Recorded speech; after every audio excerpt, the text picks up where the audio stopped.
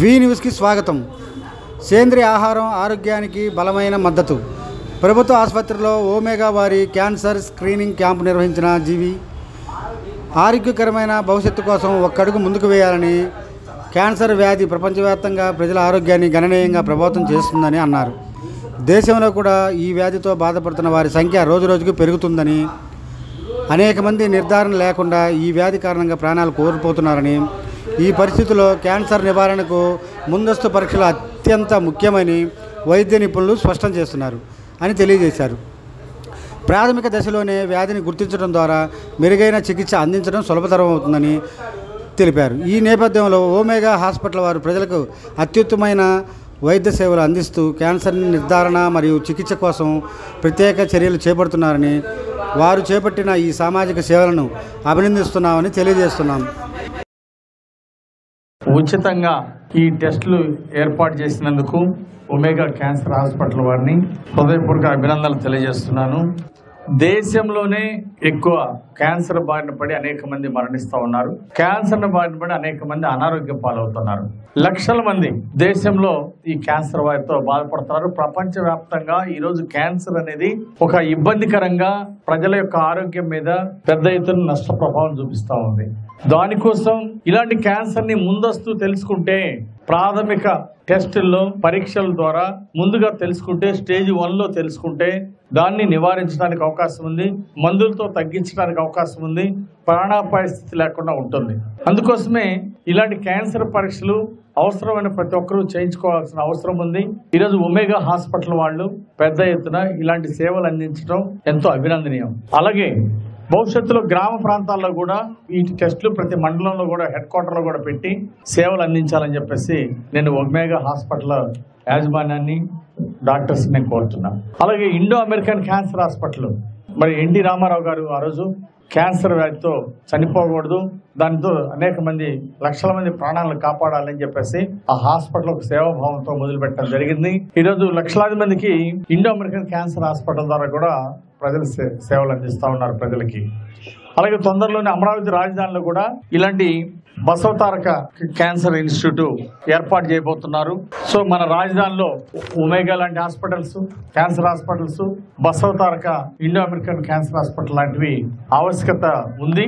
అలాగే ప్రభుత్వ హాస్పిటల్ కూడా, గుంటూరు గవర్నమెంట్ హాస్పిటల్ జీజీహెచ్లో కూడా ఈ క్యాన్సర్ మీద మంచి వైద్యాన్ని, మందులు కూడా అందిస్తూ ఉంది ఈరోజు ఎన్డీఏ ప్రభుత్వం. చంద్రబాబు గారి లక్ష్యం ఒకటే, ప్రతి మనిషి ఆరోగ్యంగా ఉండాలి, అప్పుడే ఆరోగ్య ఆంధ్రప్రదేశ్గా తీర్చిదిద్దగలమని చెప్పేసి చంద్రబాబు నాయుడు గారు విద్య, వైద్యం ఇవి రెండు కూడా చాలా ప్రధానంగా భావిస్తూ ఉంది ఎన్డీఏ ప్రభుత్వం.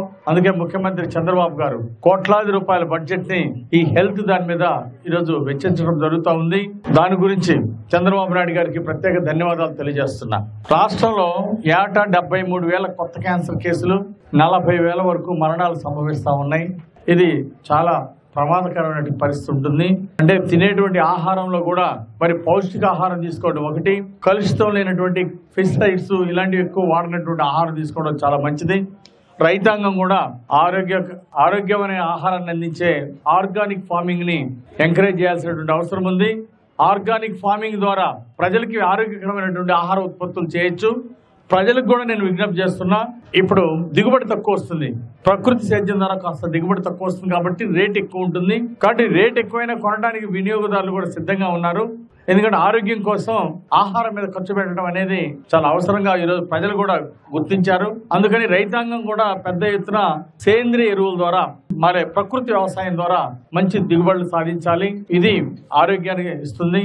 ఈ విధంగా రైతులు కూడా దీంట్లో ముందడుగు వేయాలని చెప్పేసి రైతు సోదరులు విజ్ఞప్తి చేస్తూ, ఈ ప్రాథమిక అంటే ఈ క్యాన్సర్ నివారణ కోసం స్టేజ్ 1లో గుర్తించడానికి మరి క్యాన్సర్ టెస్టులు ప్రతి 2 సంవత్సరాలకు ఒకసారి కూడా ప్రతి ఒక్కరు చెకప్ చేయించుకుంటే చాలా మంచిదని చెప్పి ఈ సందర్భంగా తెలియజేస్తూ, ఈరోజు ఈ పరీక్షల నిమిత్తం వచ్చినటువంటి అందరికి కూడా శుభాకాంక్షలు తెలియజేస్తూ, అందరూ ఆరోగ్యంగా ఉండాలని, ఆనందంగా ఉండాలని చెప్పేసి కోరుకుంటూ, ఎన్టీఆర్ వైద్య సేవ ద్వారా ఒక పేషెంట్ కి 25 లక్షల వరకు కూడా ప్రభుత్వం ద్వారా ఎన్టీఆర్ వైద్య సేవ ద్వారా అందించడానికి ముఖ్యమంత్రి చంద్రబాబు నాయుడు గారు మరి ఒక పథకాన్ని ప్రవేశపెడుతున్నారు.